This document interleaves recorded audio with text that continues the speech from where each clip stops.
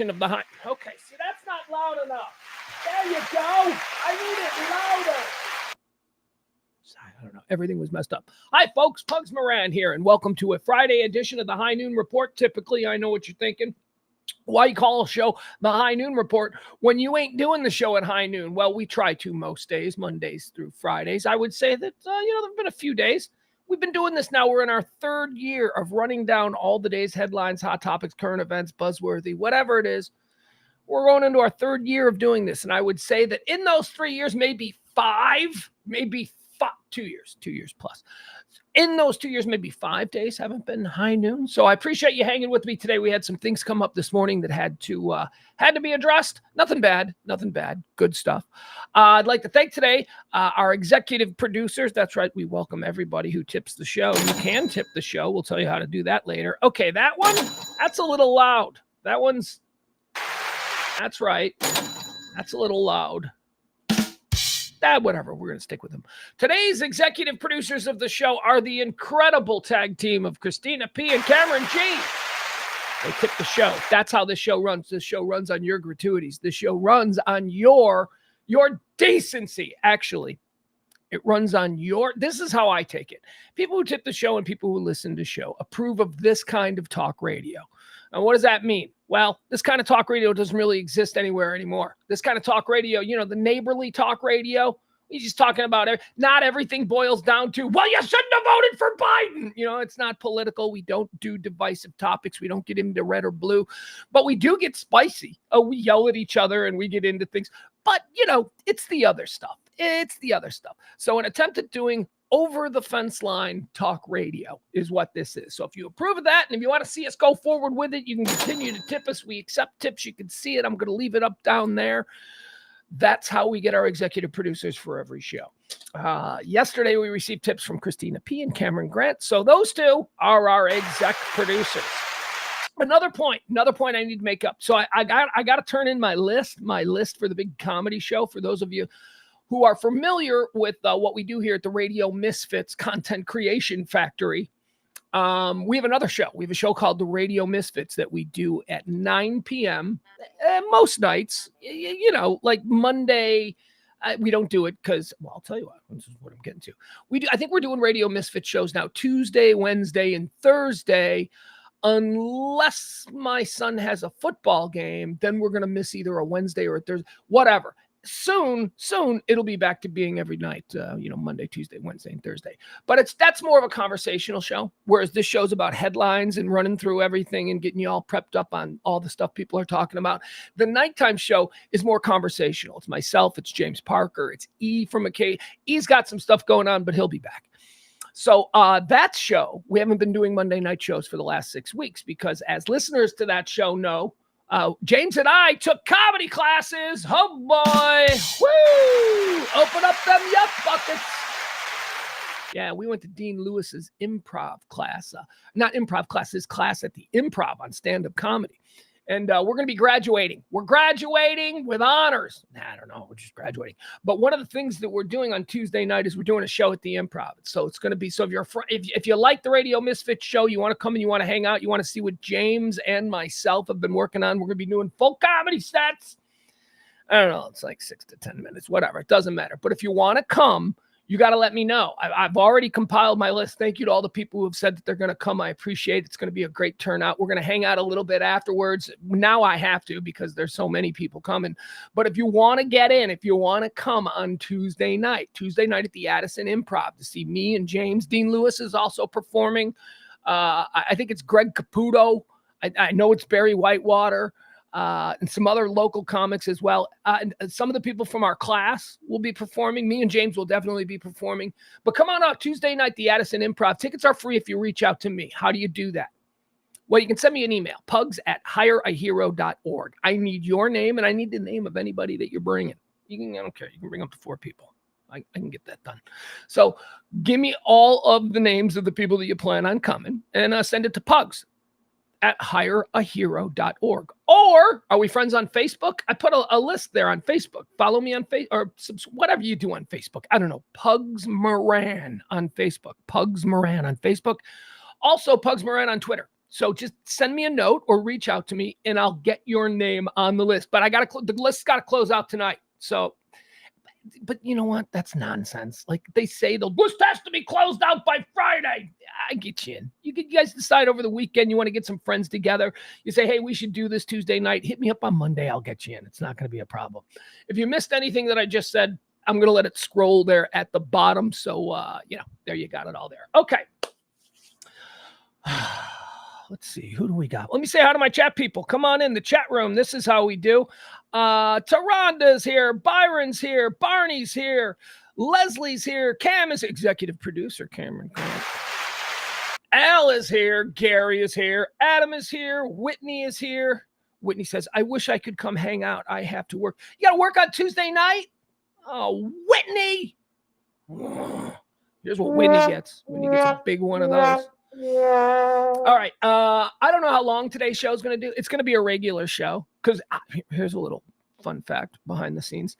This show was going live at noon right up until about, 10:30. And then I found out the show was pretty much in the can. I was just tweaking it by about 10:30 when I found out that we had to do something and I had to go somewhere. And it was a big deal.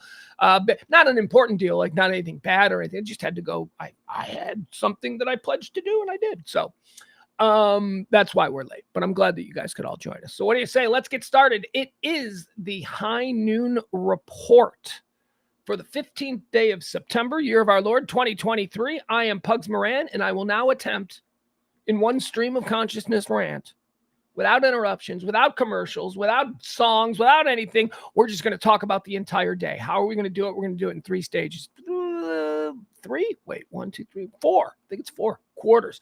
First quarter is a segment we call Erstwhile on This Day. We're going to look at the events that have shaped this day. Second quarter is birthdays. We're going to talk about people born on this day. We're going to go through their resumes with a fine-tooth comb. Third quarter, people who have died. We talk about the people who died on this day, and we decide heaven or hell. That's what we do. We look at people who died. We talk about them for a little bit, and then we figure, are they in heaven or are they in hell? We decide. We stand in judgment. Then fourth quarter, we run through all the hot topics and headlines of the day. So here we go. Let's get started. Today is September the 15th, the 258th day of the year. There's 107 left of these until the end of the year. So, as we like to say around here, get those New Year's Eve plans started. Okay, let's get started with Erstwhile on This Day. We'll run through the events that have shaped our perception of what September the 15th means to us. On this day in 1916, during World War I, tanks are used for the first time in battle at the Battle of the Somme. Tanks. Now, I like to think of it as a bunch of dudes were battling it out at the Somme in World War II. And all of a sudden they saw these like futuristic tanks come rolling over the ridge. And they all ran. That's probably not what happened. There was probably some awareness of these things before the first time they were met. I mean, the first time they were met in battle, they were tested and people were like, how are we going to beat these? Right? Because tanks. Anyway, it was probably, again, it wasn't the light switch. It wasn't just all of a sudden someone saw a tank, like some opposing army, and they were like, they had some idea. They were probably tinkering around with tanks on their own. So it was probably that. It wasn't like Alien, you know what I mean? Like Transformers, like if we ever like saw. Anyway, moving on. On this day in it's stream of consciousness. Sometimes I just got to cut it short. On this day in 1944, Franklin Delano Roosevelt, FDR, and Winston Churchill meet in Quebec as part of the Octagon Conference. On this day in 1954, Marilyn Monroe's iconic skirt scene is shot during the filming of The 7-Year Itch in New York City. That's the famous Marilyn Monroe. Marilyn Monroe. She's standing over the subway grate. She's wearing the white dress, and the subway rushes underneath her, and she's and her dress flies up, and she tries to hold it down. Very iconic. I mean, I don't know. Did like the director go, this scene is going to be great? Or did the scene just happen and they went, that scene is organically great? I don't know. It is a great image of Marilyn. It's iconic. Marilyn Monroe standing on the grate with her dress blowing up. That scene started a massive fight between Marilyn Monroe and Joe DiMaggio, who was standing about 10 feet away just out of the camera reach when that scene was shot. Joe DiMaggio and Marilyn Monroe. I don't know if they were married yet. First of all, Joe DiMaggio was not the guy to be married to Marilyn Monroe. I mean, Joe DiMaggio, Joe wasn't built to handle being with the world's most desirable woman. You're just jealous, He didn't handle it well. Anyway, that was a big problem, the shooting of that scene. Big fight occurred between Marilyn Monroe and Joe DiMaggio back at their hotel room after the night of the filming of this iconic scene on this day in 1954. On this day in 1966, United States President Lyndon Baines Johnson, responding to the sniper attack at the University of Texas, is the clock tower guy. So it was on this day in 66, Johnson writes a letter to Congress, an impassioned letter to Congress, urging the enactment of gun control legislation. Well, we all know how successful that was back in 1966, 57 years ago. On this day in 1978 at the Superdome in New Orleans, Muhammad Ali outpoints Leon Spinks in a rematch to become the first boxer to win the world heavyweight title 3 times. Excuse me. When was this? 78. So I was 8, 9 years old. I remember this. I remember Ali and Spinks. I remember Ali losing the Spinks because that wasn't supposed to happen. I was like 7. Do you know when you're 7 years old in 1977, and you're watching Saturday morning cartoons and you're eating breakfast cereal, do you have any idea how important Muhammad Ali is to you? At 7 years old in really important, like a god. Like it was Muhammad Ali and it was Evel Knievel. That's what we had. We had as Gen X kids, we had gods like Muhammad Ali. We had thrill-seeking daredevils like Evel Knievel. We had real men like Bruce Jenner. Oh, did you see what I did there? That was a joke. It's a long way to go. Anyway, Muhammad Ali was a god to us. When Muhammad Ali lost to Leon Spinks, I remember. So, I don't remember the rematch where Ali won on points. But I remember Ali losing. I remember it being pretty traumatic for me. Now I'm thinking about it. Was it Spinks? I think it was Spinks. All right. That was on this day. The rematch occurred in 1978, the Superdome. On this day in 2008, Lehman Brothers files for Chapter 11 bankruptcy. Oh, my God. The largest bankruptcy filing in the history of these here United States of America. Moving on now, quarter 2. Buonum, buonum, buonum. They say it's your birthday. Yada, da, da, da, da. All right, we go through some people who were born on this day. All right. We just talk about them a little bit. These are obviously not all the people born on this day because that would be a stupid list and nobody would listen to it. These are just the people who I recognize who were born on this day. Born on this day at 1254, Marco Polo, born on this day, the man who inspired a pool game that generations of American children have played. Marco Polo. How did that start? I wonder how that started. What is it? Well, okay, so Marco Polo was an Italian trader. He was a merchant, and he traveled the Silk Road, and he went all the way to China. Apparently, he could walk further than anybody else. He made it all the way to China, and he stole. Here's what I know about Marco Polo. He went to China, stole spaghetti, brought it back, and claimed spaghetti was Italian. Happy birthday to you, Marco Polo, born on this day in 1254. And he invented the swimming pool game. Born on this day in 1857, we mention it because I've got a rule. We mention presidents and astronauts. William Howard Taft was born on this day. If there was, we would talk about a spare in the White House. William Howard Taft, born on this day in 1857. Born on this day in 1907. Here's a woman you may not know, but she did one thing, I think. I think she did one thing and she became, until Marilyn Monroe came around, she was the iconic. Born on this day in 1907, Fay Wray. Fay Wray. You guys know who Fay Wray is? Fay Wray became famous, globally famous, and famous for decades and generations. Fay Wray was the hot chick in the original King Kong movie. You know, the blonde, those iconic, we talked about Marilyn Monroe's iconic, skirt blonde. You know, the iconic picture of the blonde. I guess he's on the Empire State Building hanging out. He's got the blonde in his hand. In the remake, that was Jessica Lange, but in the original, it's our birthday girl, Fay Wray. Born on this day in 1907. Born on this day in 1940, Merlin Olsen. Woo! Don't get it twisted. Merlin Olsen, he fooled a lot of people. Merlin Olsen was a monster of a football player. He was very, very scary. People were very afraid of Merlin Olsen. And I say he fooled everybody because he went against type when he started showing up after he retired from the Los Angeles Rams. Merlin Olsen started turning up on Little House on the Prairie as like the big giant homesteader who was like a big giant bear of a man, but heart of gold, that whole thing. And then Father Murphy, right? Isn't that who he was? He was Father Murphy. And then he became Father Murphy, and he had his own TV show where you got to remember, this guy was a destructive force in the NFL for a period of time. He was considered a very violent man. And then all of a sudden he's on TV as Father Murphy. Get it?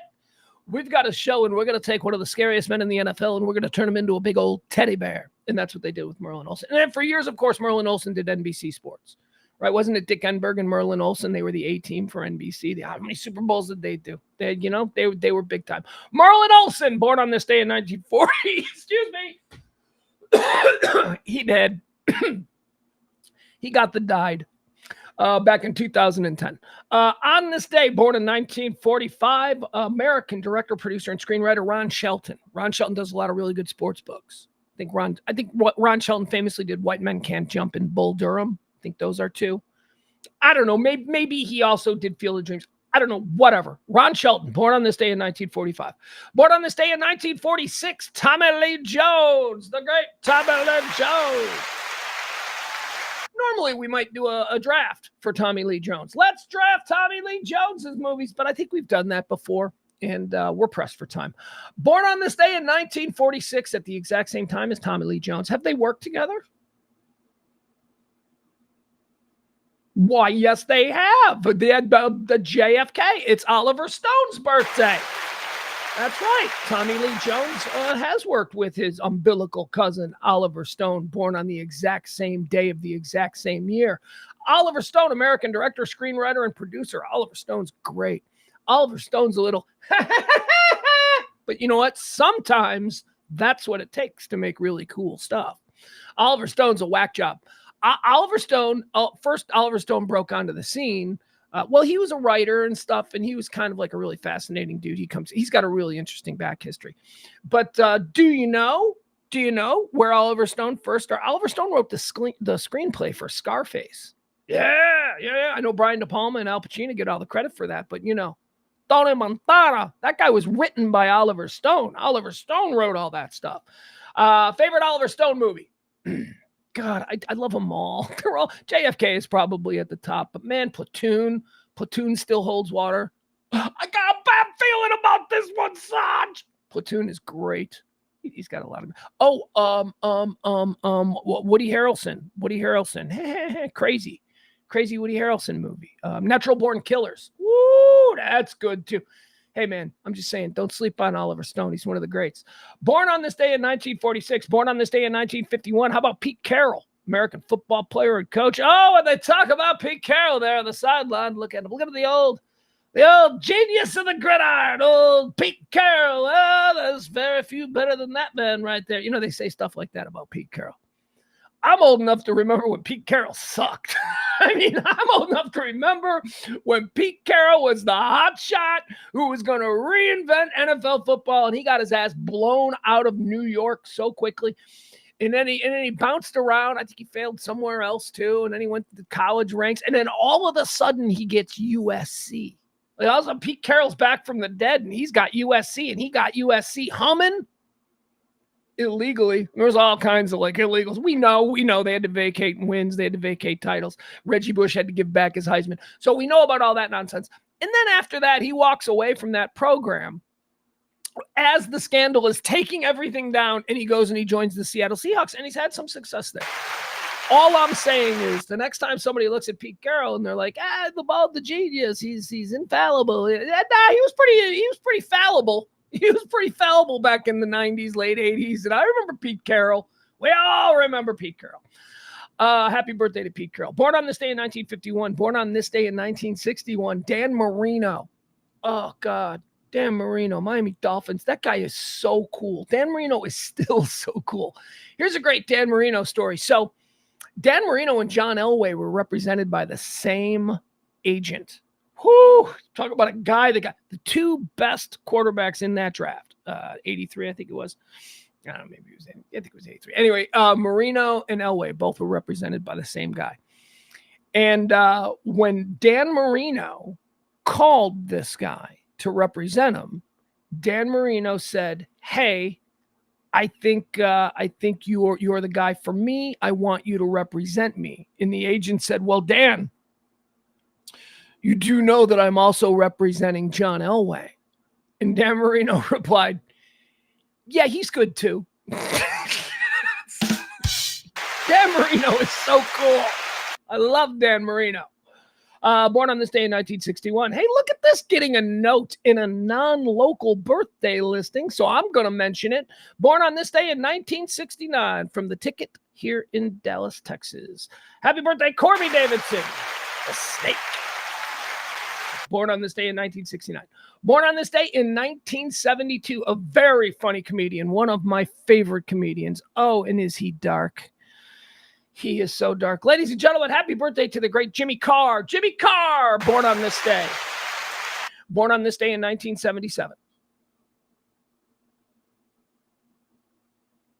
Possibly my favorite male actor working today. I say possibly because there's a couple in contention for this. Now, we all know that on the female side, I'm in the tank for Jessica Chastain. Thank you. Well, on the male side, it very well could be this guy. Happy birthday, born on this day in 1977. Tom Hardy. Tom Hardy. Woo. Okay, I don't care. What are you talking about? Bane? You want to say Bane? He ain't just Bane. Okay, so The Revenant, you want to talk about with Leo? Yeah, he got an Oscar for that. He's great. That was awesome. That was when we all kind of went, hey, maybe this guy can act. But I submit to you, fine people, Tom Hardy's greatest work is in the television series Peaky Blinders. Cool-ass Tom Hardy story. Tom Hardy's a big A-list actor. Peaky Blinders is a show that's on in the BBC. Tom Hardy is a viewer of Peaky Blinders. He loves the damn show. He can't get enough of it. So Tom Hardy, after season 1 of Peaky Blinders, picks up the phone and calls the BBC. And he says, hey, who's in charge of Peaky Blinders? And they said, whoa, Mr. Hardy. And they put him in touch with, is it Mike Knight? No, that's Knight Rider. I don't care. Whoever the guy is that created Peaky Blinders. And Tom Hardy's like, man, I just want to tell you, you are doing my favorite show of all time. Tom Hardy's just totally like, just not like, and the guy's like, wow, this is an A-list actor. This is very cool. So Tom Hardy says, look, I don't have anything to do for the next year. Like he was taking the year off from making movies or whatever. He said, look, if you wanted to write a character for me to play in Peaky Blinders, I would totally do it. And Tom Hardy did it. Tom Hardy did it. They wrote him a character. He was the head of the Jewish mafia in London. Tom Hardy as just this crazy Orthodox Jewish madman. He was so good. Tom Hardy, happy birthday. A big-time movie star who just wanted to be on his favorite show. We also had that in America to a much lesser extent. Mac from It's Always Sunny in Philadelphia called the people from Game of Thrones and said, "Can I be in your show?"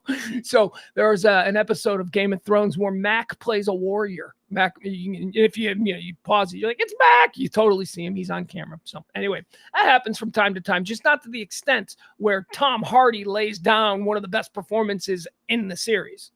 A series that is laden with incredible performances. Happy birthday, Tom Hardy, born on this day in 1977.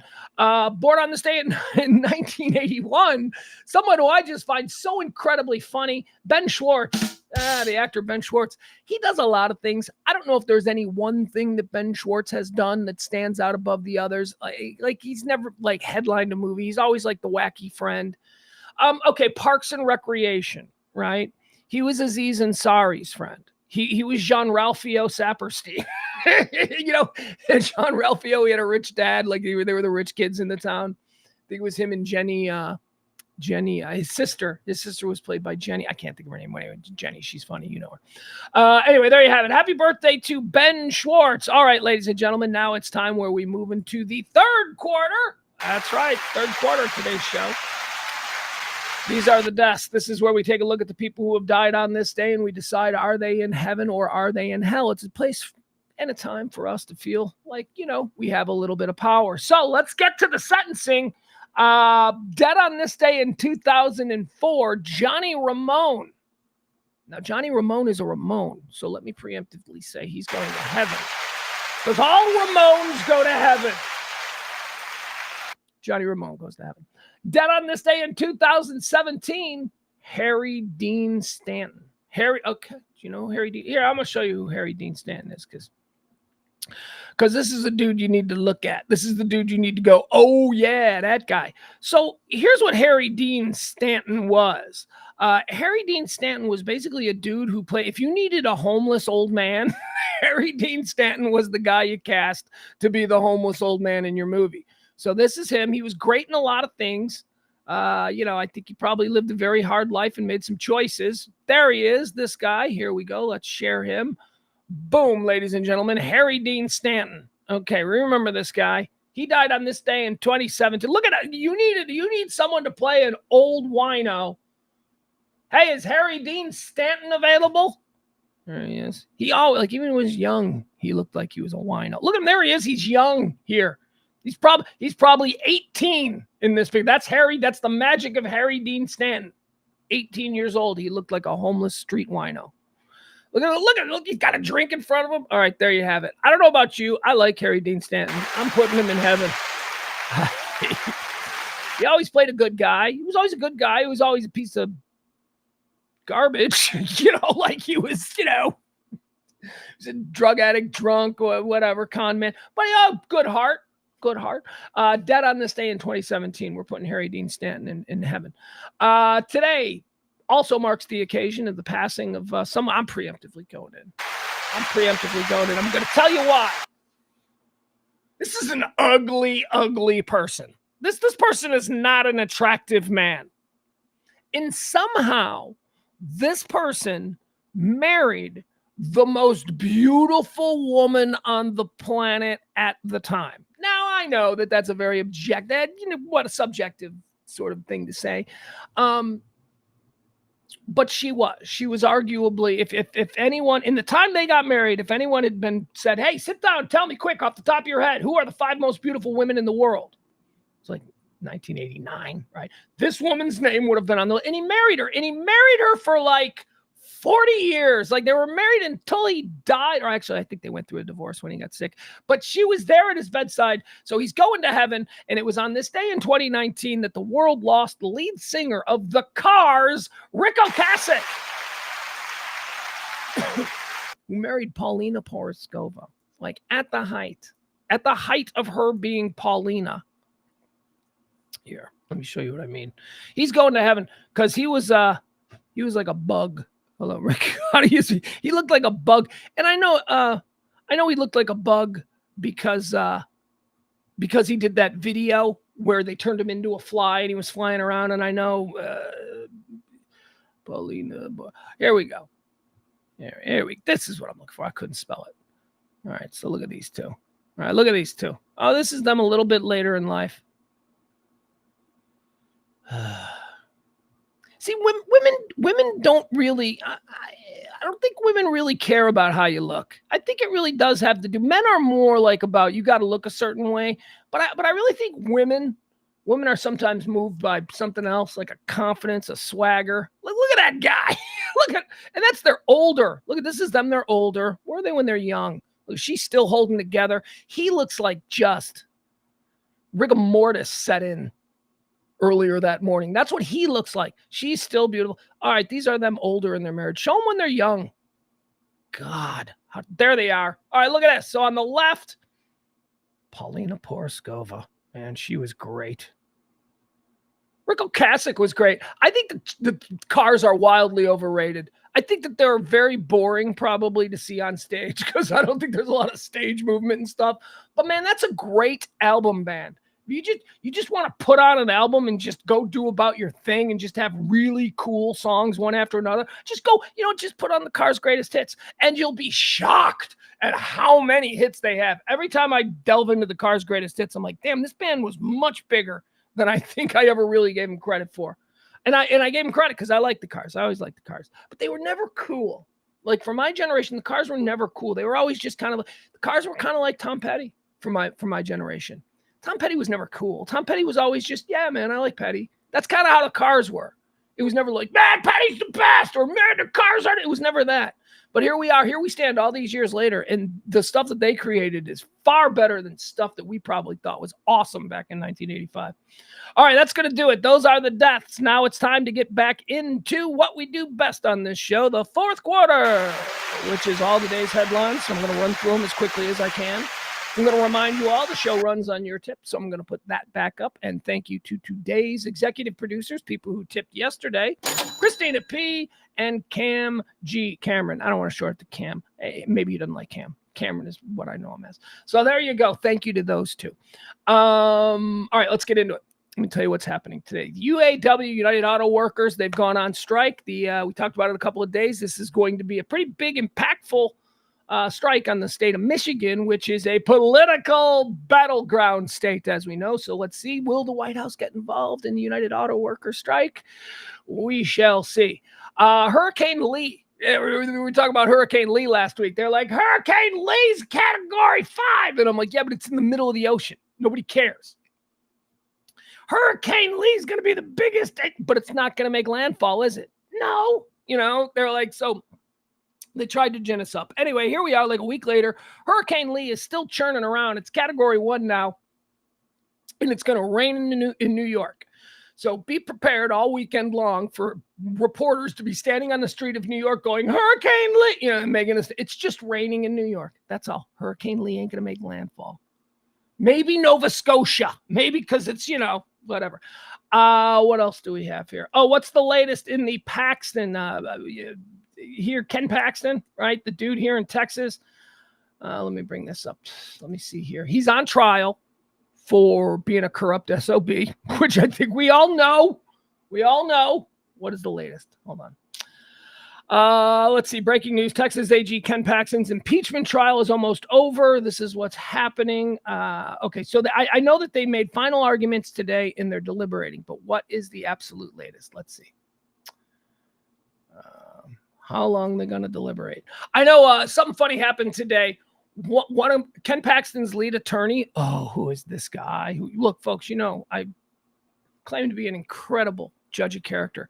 Ken Paxton's attorney. Oh, I would run from this guy. First of all, he's like got a super unnatural skin color. Like orange. Like he's got orange. Like he does a lot of tanning. Like it's important to him to have a certain skin tone.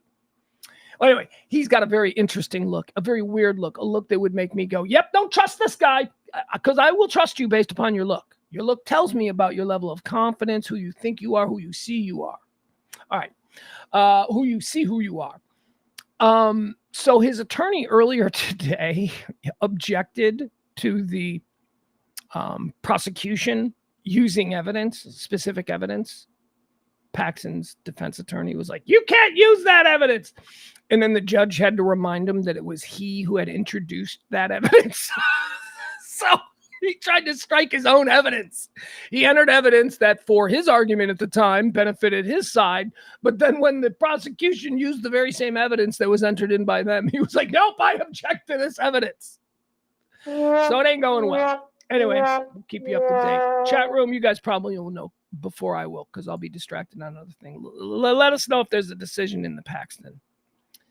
Busby. April knows Busby is his name. He's a kook. He's fun. Busby. All right. Let's see here. What else do we have? Zelensky is apparently coming to New York to talk to the United Nations. He's going to be on U.S. soil, and he's going to buzz on by the White House. So we got that. All right.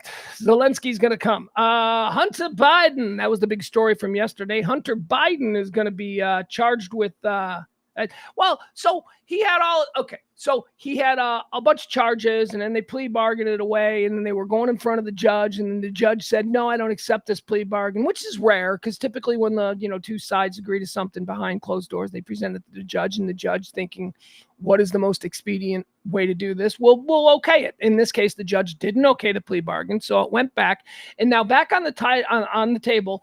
were these gun charges. Now, the gun charges come from him buying legally, going and purchasing a gun and filling out the paperwork. And then there was a question on the paperwork of the gun purchase. Are you currently or do you use drugs? And Hunter Biden said no.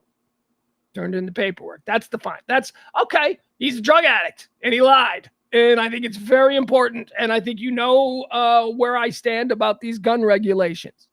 We should not be in the habit of anything related to the purchase of a gun. Now, I know a lot of people out there. Look, I think that this is absolutely political, but I think it can be two things at once. I think it can be political, and I think it can also be incredibly important not to give any slack on gun charges ever. Folks, we have a problem with guns in this country. We have to enforce these. It's all we got. It's all we got.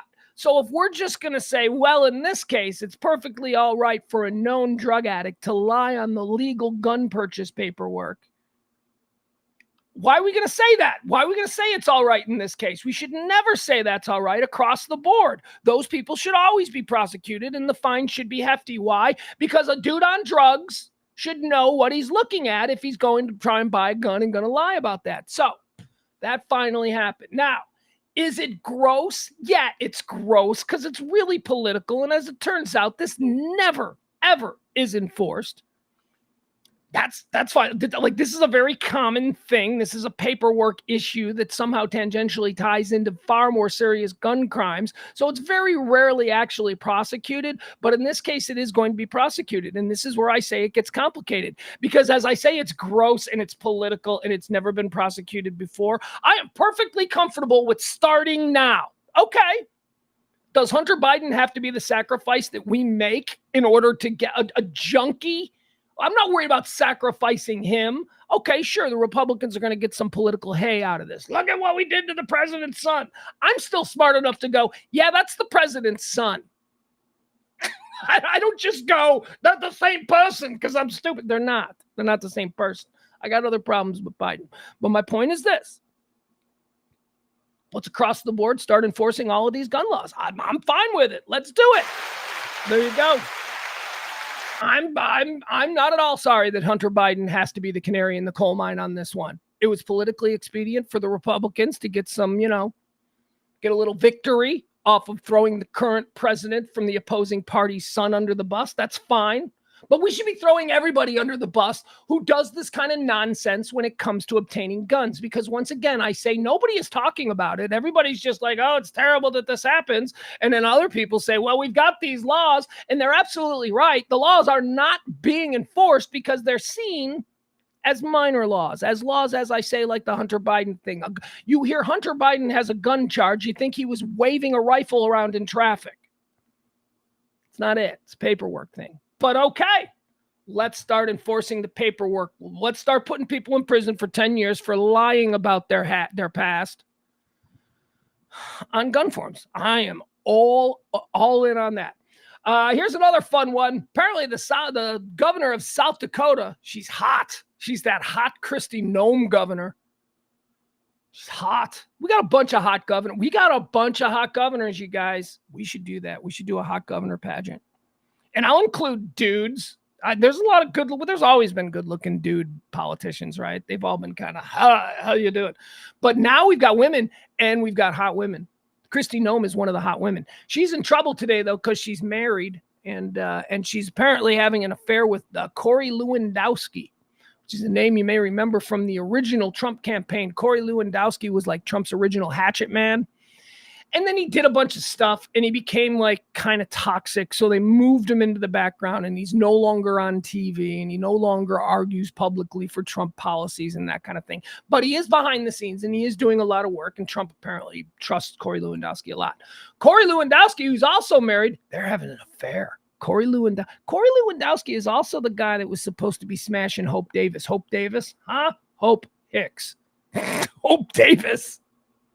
Hope Davis is an actress. Hope Hicks, remember, like 2-3 years ago?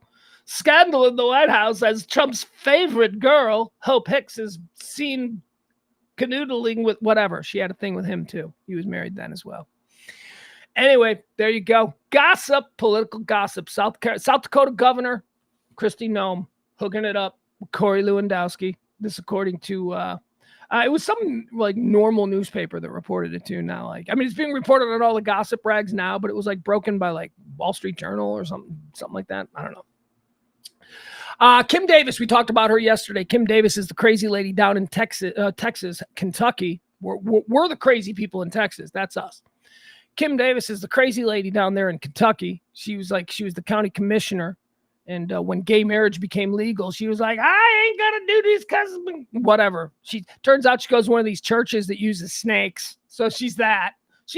And she's in local government. So she refused to give like gay dudes or gay chicks, whatever there was. She refused to do same-sex marriage. She refused to put the county seal on them. And her as county clerk had that power. And she said it was because it flew in the face of her religion. Well, her religion depends on a snake not wanting to bite that day. Which is, Kim Davis, years ago, this was 8 years ago. Kim Davis, in those 8 years of taking her stand, she was championed by everybody. Oh my God, she was on everything. She was on Hannity, she was on Tucker, she was all over TV. Everybody, they made her a star. And then they threw her out. Kim Davis has absolutely nothing now. And today she's got even less. Because yesterday, one of the gay couples that she refused to let get married, they sued her. And they were awarded $100,000. And for Kim Davis, that's got to be like everything that she has. That's got to be, Kim Davis. She took her stand. So pick her up. Where are all of the people who use this poor rube? And that's all she is. She's just some rube, some regular person like you or me. You're a rube. I'm a rube, at least in the eyes of these people, these predators. So this poor rube, she finds herself in a situation, takes a stand that may or may not be looked upon a certain way through the lens of history. I personally think she took the wrong stand, but whatever. But then she was exploited. Like, then you know how many like news reporters, you know how many TV shows she was on? She was everywhere. And now she's not useful anymore. And so go ahead. So let's get a GoFundMe. Where are the churches that deal with snakes? Maybe the snake churches can get together and do a GoFundMe for Kim Davis because she took it on the chin yesterday. $100,000 judgment against her. Okay, so let's now get back. This is a story from a couple of days ago. Here's another crazy lady. Boebert. We got a Boebert story. All right, so remember Boebert got kicked out. We watched the video. We watched the closed circuit video of her getting walked from the what was it? Beetlejuice the musical in Denver. She was on a date. and then she was very cavalier about it. She's like, I didn't do it. She flipped the birds to people, that whole thing. Well, here, let's show you this because this is what's going around today concerning Boebert. I mean, what? She lies? No way. Okay, so one of the things that was, she got kicked out. She was at this fancy musical in Denver. Beetlejuice the musical. These are fancy things. These tickets cost a lot of money. They tour the country and rich people go to see them. So she's there. She's at this fancy place in Denver. She's on a date. Remember, she's going through a divorce from her husband, the guy who pulls his penis out in front of teenage girls at bowling alleys. Remember that guy? She's divorcing him. She loved him once. Apparently that kind of behavior wasn't a deal breaker for her, but she's single now and she's with a dude and they're going to see Beetlejuice and she looks hot. Oh, man, she looks hot. She's wearing her little whore dress, and she's got them. I've seen the pictures, and you can find them, too. All you have to do is Google search Lauren Boebert escort, and you'll see the pictures. Anyway, she looked hot. And she was being a fool, man. This is a member of Congress. This is an incredibly highly influential at this stage, which is frightening, but a highly influential member of the Republican Party. And she can't even behave herself at a show. What was she doing? She was standing up and singing and dancing. Nobody else was, just her. She was vaping. She was like vaping and blowing the smoke or mist or whatever all over. Nobody else is vaping, just her. Then she was shouting things out. She was doing that thing where, people get kicked out of comedy clubs. She was shouting. She was like talking to the stage. She's being obnoxious. At some point, a pregnant woman behind her asked her to please stop vaping. And apparently someone in front of her told her, please stop blowing the vape right in front of me. And she was literally blowing the vape right in no regard for the people around, just blowing the vape plume right in the face or right in the back of the head of the person sitting in front of her. My point is this. She's garbage. She does not know how to behave. She was raised by freaking pirates. I mean, So here's what's going today with the Lauren Boebert story. Lauren Boebert yesterday said, "Oh, we had fun. That's all. We appreciate it." And she made a joke. She said, "If anybody knows how it ends, let me know because they kicked me out." Ha ha. No shame, no remorse. You should have been. There was a time when that kind of thing would have meant you can't run for public office anymore because we held these people, not necessarily from terms of integrity, but we held them. Their public image had to at least be decent. It's not the case anymore. She's flipping the birds. We saw it. She's flipping birds. So anyway, she makes her statement. She talks about how it was nothing. And then she completely denied vaping. That's the one that she denied. She's like, I was not vaping and I wasn't blowing vape smoke at people. That's not something that I do. So that was the one thing that she denied. She had no shame about anything. She said she didn't care. She had fun. It was a great time. Other people also reported that she was engaging in what was called sexual activity. She denied that too. She denied. So, as is always the case, more video has been released. Remember, she said that she was not vaping. She was not blowing it in people's faces. She was very well behaved, and she does not understand what this is all about. So here we go. Additional video from inside the performance Beetlejuice there at the Denver Opera House. This is going to be Lauren Boebert. Where is she? Let me see if I can find her. So I can point her out to you. I think this might be her, right? Oh, she's getting up and leaving. Okay, so here we go. All right, we're going to watch this. Boebert. Say it 3 times and she appears in security video from a week. Okay, so here we go. This is the video. So here she is. Okay, here's Boebert, and here's whoever the new dude is that she's hanging out with. Weekend performance of Beetlejuice, where the congresswoman was kicked out of the theater for being disruptive. Okay. The DCPA got something in her hand. She was vaping. Boebert's team denied that. Okay, there she goes. She is vaping right here. So Boebert's team denied that she was vaping, and we see her right here vaping. Said the haze was from fog machines in the show. Okay, so the vape haze that was irritating all the people around her, she claimed was from fog machines in the show. That claim goes up and there we go. Smoke when you see the video. The pregnant woman sitting goes up in smoke when you see the video. All right. The DCPA says she was vaping. Boebert's team denied that, said the haze was from fog machines in the show. That claim. All right, look at that right there. These people right here. She just blew this right into them. She could have blown it this way. She doesn't care. She's a friggin' hillbilly. She doesn't know how to behave in proper society because, as I said, she was raised by freaking pirates. Name goes up in smoke when you see the video. The pregnant woman. All right, so here's the pregnant woman who she said no pregnant woman ever said. This is the pregnant woman asking her to stop blowing vape smoke all over. Jesus. The video. The pregnant woman sitting behind Boebert told the Denver Post she asked her to stop vaping, and Boebert refused. Her one-woman show continued. Well, now taking flash photos. Well, now she's got her phone out and she's taking flash photography, which they say right there at the beginning of the show is not allowed. But she's Boebert. Photos. Raising her hands and dancing, often the only one clapping or standing up in the crowd. Boebert occasionally took a break from being disruptive to enjoy the company of her male companion.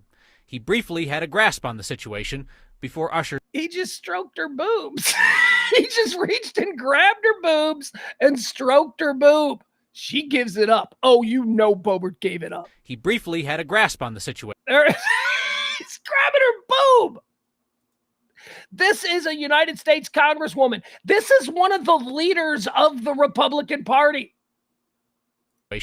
Before Ushers returned and told Boebert she had to leave. Right, the theater's instant. Now she's getting booted. Report says Boebert pulled the "Don't you know who I am" card on the way out. Pulling up her boobs. Look at her, she's pulling up her boobs.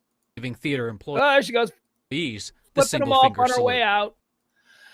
All right, so there you have it. She claims that she wasn't vaping. No pregnant woman talked to her. We saw the pregnant woman. We saw the pregnant woman lean up, say something, and then we saw Boebert just turn away and not do anything. We saw that happen. We know that that's how she behaved in the moment. Of course, her response to it was, there was no pregnant woman. I would never be that way to a pregnant. That's what her team said. She's such a piece of garbage, man. She's hot, though. She's hot. I mean, I don't know what else do you want? Is that it? I mean, when we were talking last night, me and James on the Radio Misfit show, we were talking about Idiocracy. the great Mike Judge film about the future and where America is heading. And we all saw the political climate and idiocracy. Wasn't it? Was it Burrito Supreme or whatever was the president of the United States? We all assumed that's what it was going to be. It turns out it could be a woman. It could be a Lauren Boebert. She is like that version. And you gave her power. Do you honestly think that she makes good decisions for the country? Or is she just... Okay. The Hollywood strike is also trending today. The Hollywood strike. There is hope in them, our hills. That's right. Hollywood, they're getting back together. They've decided next week. They haven't been talking in a while. It's been very, very icy between the two parties, the Writers Guild, the Actors Guild, SAG, Screen Actors Guild, and the producers and creators, the studio heads there in Hollywood. But they're coming back, and they're going to talk next week, and we're all very excited. Actually, that's not true. I don't care. Do you guys know about the Musk versus Sergey Brin story? This is so crazy. I love this story. I didn't even know this was a thing, and then I found out about it last night, and I'm like, wait, what? So, Sergey Brin, Google. Let's talk about Sergey Brin versus Elon Musk. Elon Musk gave us Tesla. He's doing cool stuff with SpaceX. He's ruining Twitter. Twitter is awful. Ugh. Maybe it'll get, but whatever. It's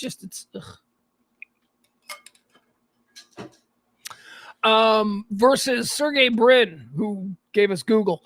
I think Google is the greatest invention of my lifetime. I really do. Google has more so than anything else, any other single thing. Google has changed humanity. We used to not know shit. We used to get into arguments where we had no facts. We were just lying to each other. And I don't know, maybe that was good. Now we got Google. Now everything is Googleable. Fights get settled. People know things they shouldn't otherwise know. So anyway, Sergey Brin, like Mr. Google, who, has a pretty nice wallet himself, and Elon Musk, who we all know is a big rich guy.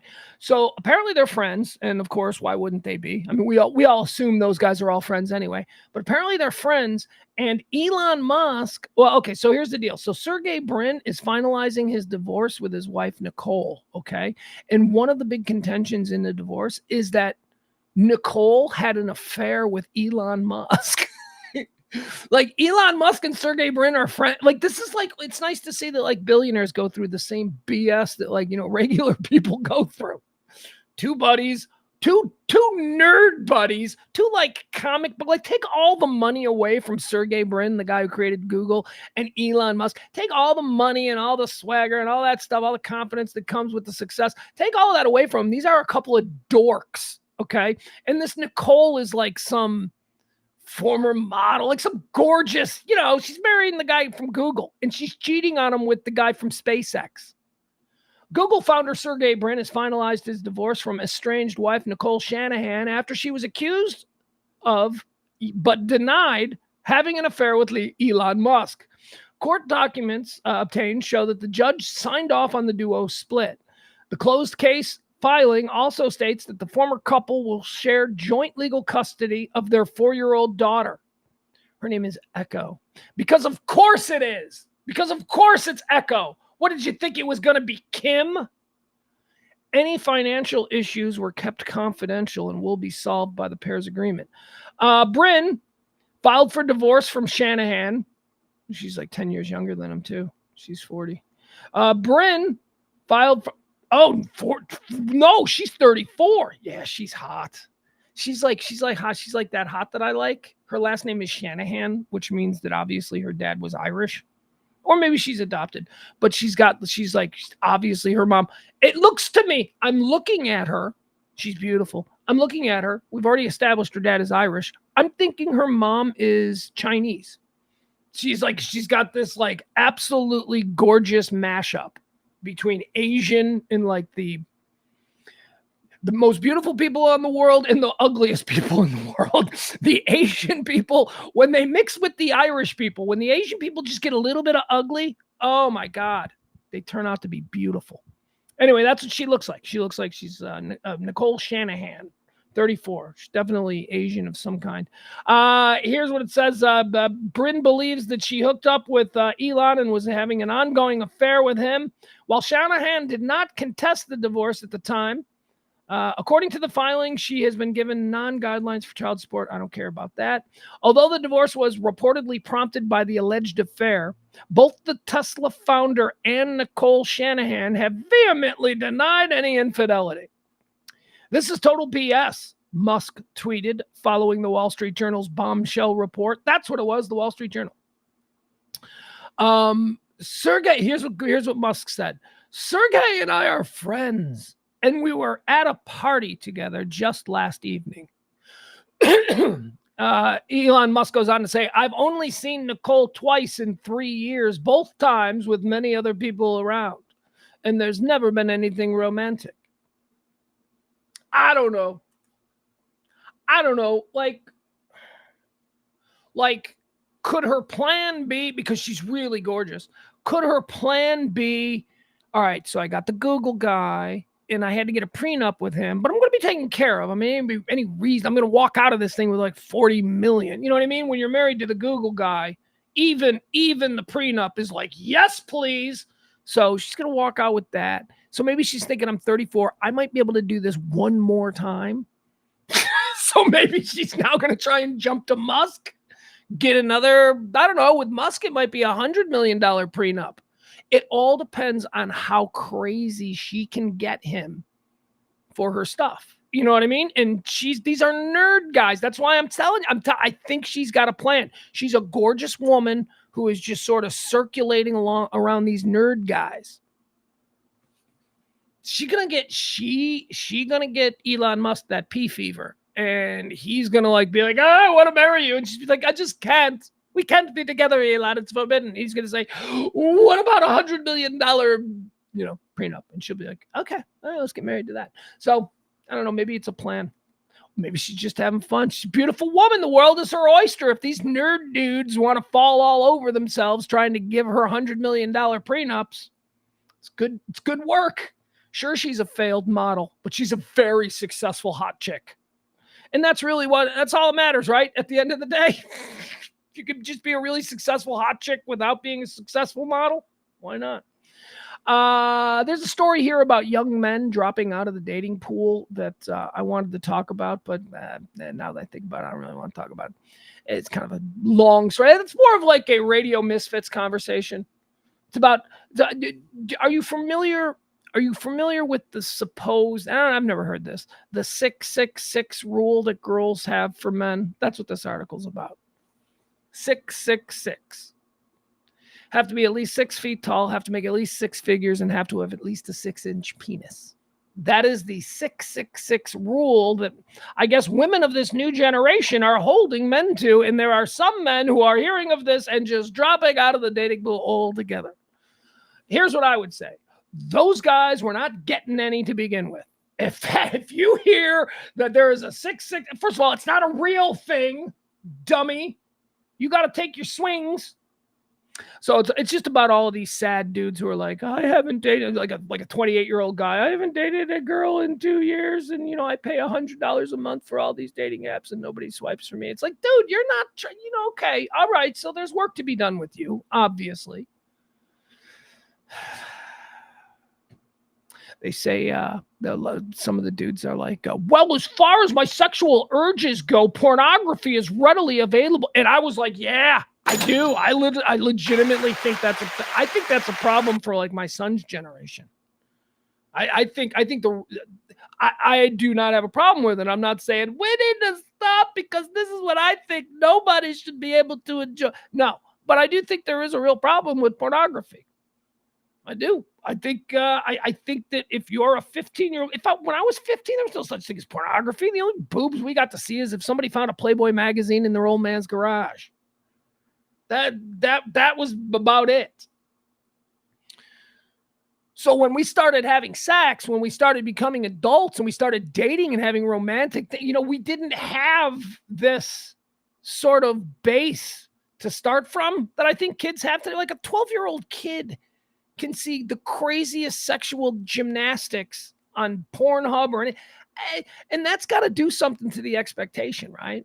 So like that kid who's like from the time they were 12 years old, they've had this access to these porn things. And I'm sorry, parents can't stop it. It's just too easy to get around. They're smarter than you anyway when it comes to this stuff. So you get a 12-year-old kid and, he's watching threesomes and orgies. And what's that going to mean at 18 when he's with a real girl for the first time? Like, what are his expectations going to be? I got to be honest, real sex is going to be a huge disappointment.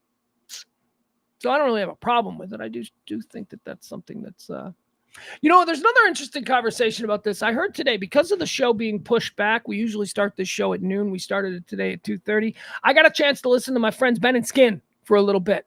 And Ben was talking about an issue that I thought was really interesting. He was talking about how there does not seem, and I've mentioned this before, but there does not seem to be any urgency on the part of his son or his children or his children's friends to get their driver's license.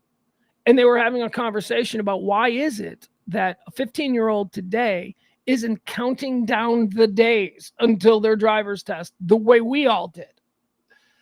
And they were talking about it. And I think they hit on some really interesting things.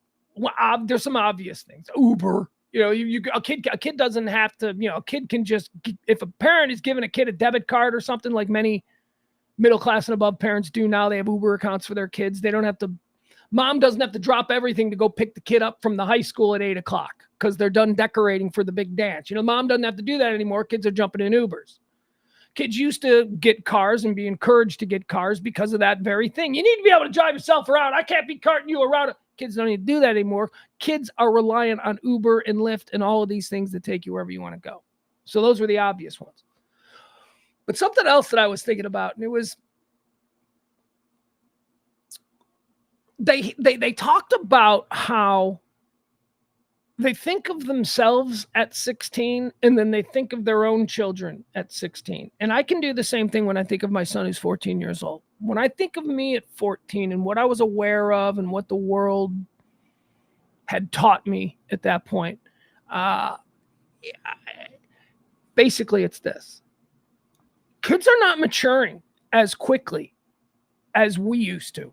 And I think there's a reason for it. I don't think that a 16-year-old today is like a 16-year-old was when we were kids. And we were very immature at 16. Of course we were. 16-year-olds are idiots.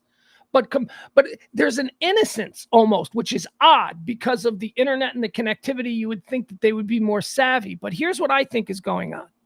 I think when we were 16 years old, we had been raised in an environment where we were forced information. There were only 3 TV channels. There was no internet. The entertainment that we got, we looked at newspapers. And because there was only X amount of stories in the newspapers, we might be 10 years old reading about Saudi Arabia. You know why? Because we didn't have a phone that we could bury ourselves into and start playing Angry Birds or whatever. I talk about all of these. I always joke about how why is it I was 6 years old and I was intimately familiar with the pitfalls of divorce because I'm 6 years old watching Rich Man, Poor Man, which is a very adult mini series, not adult like dirty, but adult subject matter about betrayal and about cheating on your wife with your brother. Rich Man, Poor Man in the 70s. I watched that. No kid would watch that, the equivalent of that today, because they would have a million other choices. Why did I watch Rich Man, Poor Man? Because there was nothing else on. So because of that, I'm 7 years old and I'm seeing these depictions of the world. And maybe I'm learning a little bit of something, maybe not by design, but certainly by osmosis, just by being exposed to it. Same thing goes for all the movies that there were, again, we go back to only 3 channels.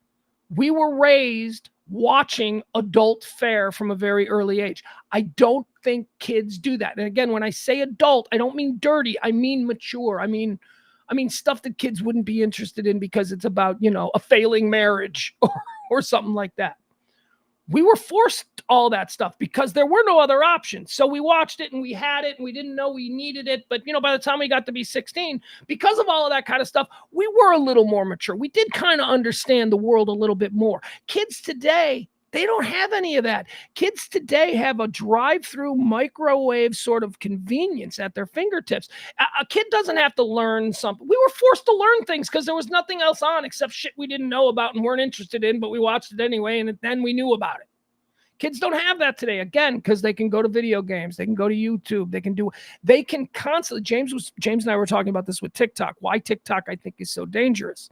And I do think TikTok is dangerous because I only recently started using my TikTok. I get why people are afraid of TikTok. It's because it's crack cocaine for the entertainment synapses. It is just every 3 seconds. If I don't like it, boom, swoop to something else. Then I got another thing for 3 seconds, boom, swoop to something else. And every time I swoop, the anticipation of what's going to be unveiled to me. So that's dangerous. That kills your attention span. My son has no attention span. So anyway, that was the conversation that Ben and Skin were having about why kids don't want to drive. And I really do think that I know that they're more worldly because of the connectivity and all of that with digital stuff. But they're not being forced to observe the world and understand. They're constantly buried in things they choose to want because it's what they think they're interested in the moment. Like if you could only eat ice cream, you'd eat ice cream. But, mom gives you broccoli sometimes and you eat it because it's there. We used to have to eat a lot of broccoli. We used to have to eat a lot of rich man, poor man. We used to have to eat a lot of news at 5:30 over dinner because there wasn't reruns of, that 70s show to watch. They don't have to do that anymore. Everything is ice cream, ice cream, ice cream. All right. So there you go. I didn't want to talk about the young men dropping out of the dating pool and giving up because of the 666 rule. But look at us. We just did 10 minutes. Freeform on my thoughts there. Let's see. What else do we have here as we run out of time? Jonathan Major is trending. Jonathan Major. We know Jonathan Major, right? Jonathan Major, the actor. He's a cool actor. He's in trouble. He got hashtag me too. He got in trouble because he all right, so I don't really know the story. Here's what I know. He was at a bar in Brooklyn with his girlfriend. They were in a cab or an Uber, probably an Uber. They were in an Uber, and they got into a fight, and I don't know, dust settled. He's in trouble. He hit her. He can't do movies anymore. He's in trouble. Anyway, so that's been going on for Jonathan. I don't know what's going on with it. Like, there's a scandal surrounding him. You can go look it up on your own. But just before that scandal hit, Jonathan Major was one of the quickest climbing stars in Hollywood. Jonathan Major was on his way to becoming a major star. Everything. I mean, not just the Creed movies, but the Black Panther movies and all. I mean, he is a star. Wasn't he? Who was he in the Creed movie? Wasn't he like? Was he Clubber Lang's son? Right? In the Creed movie, he played. I don't know. I didn't see that one. But anyway, Jonathan Major apparently knocked his wife or girlfriend around, and he's in trouble, and a bunch of people won't work with him now, and that's all going on. And then TMZ breaks this story yesterday of Jonathan Major. We haven't heard anything about him since all the bad stuff. But here's a story about Jonathan Major, and it's captured on video, and apparently he's being a street hero. The bad guy who beat up his girlfriend, that's all we know about. Well, now there's video of him being a street hero. And a lot of people are calling nonsense. A lot of people are saying they just paid these people $20 to stand around and pretend like, all right, and now it's not playing. Here we go. Okay, it is playing. Nope, don't need that. Hold on a second. All right, here, let me give you this. So this is a video of Jonathan Major, the actor, the embattled actor. He is going through some stuff. He's going through some stuff, and then this video pops up showing what an amazing guy he is. Is it going to play? All right. Get 24/7 access to the exclusive. What is this? A commercial? All right, that's only fine. TMZ can provide. That's fine. Download the TMZ app today. You're gonna watch a TMZ video. We may.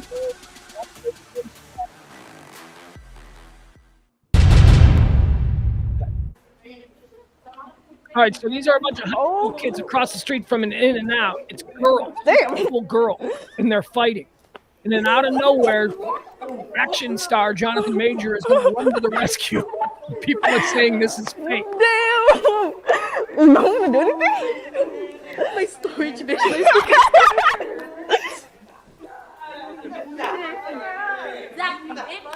Oh! Here he comes. There's movie star Jonathan Major. He was at the In-N-Out Burger across the street, saw the fight, ran to the rescue.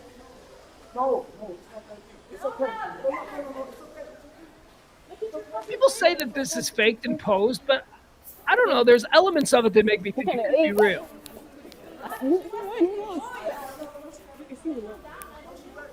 I thought no one did anything.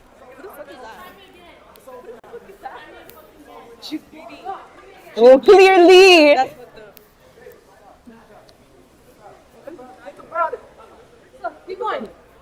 He's a big dude too. I mean, you don't get to play Hey, man.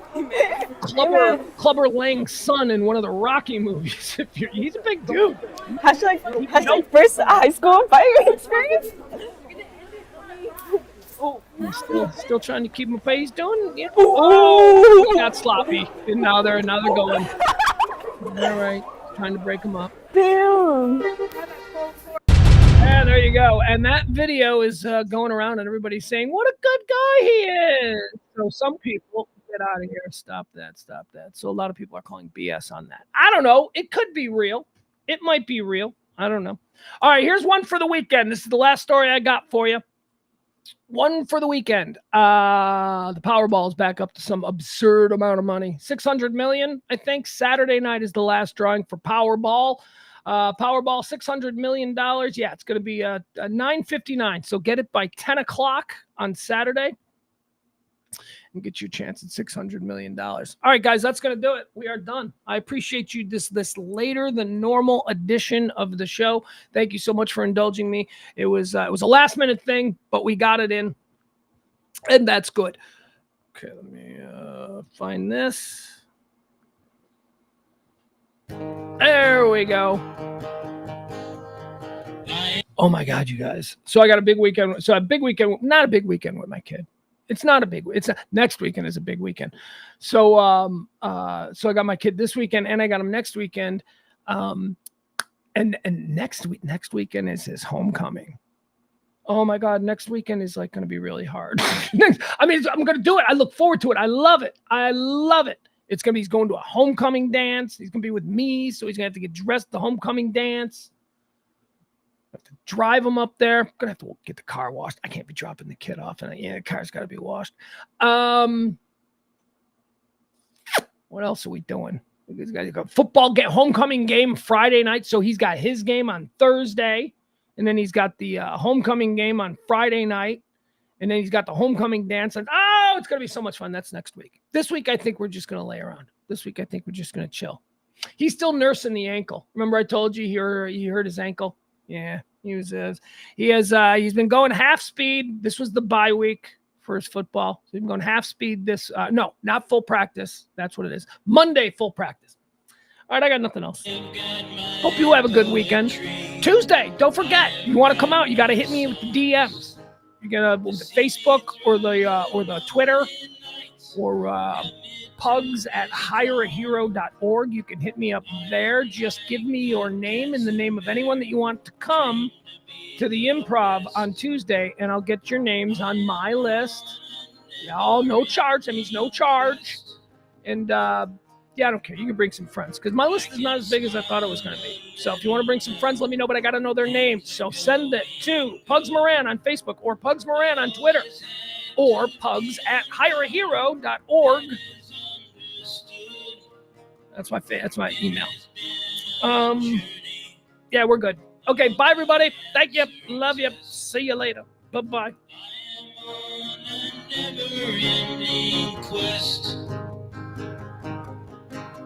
Tomorrow is another day. The best is yet to come. I have found a different way, so baffling to some. I have got an old guitar, that is all I need. I don't need no 401, I don't have the greed. Down the road I'll travel, far from the comfort nest. I am on a never-ending quest. Tomorrow is another day, the best is yet to come. I have found a different way, so baffling to some. I can smile a little now, things are going good. I always had to be on guard, that is understood. Down the road I'll travel, far from the comfort nest. I am on a never-ending quest. I am on a never-ending quest.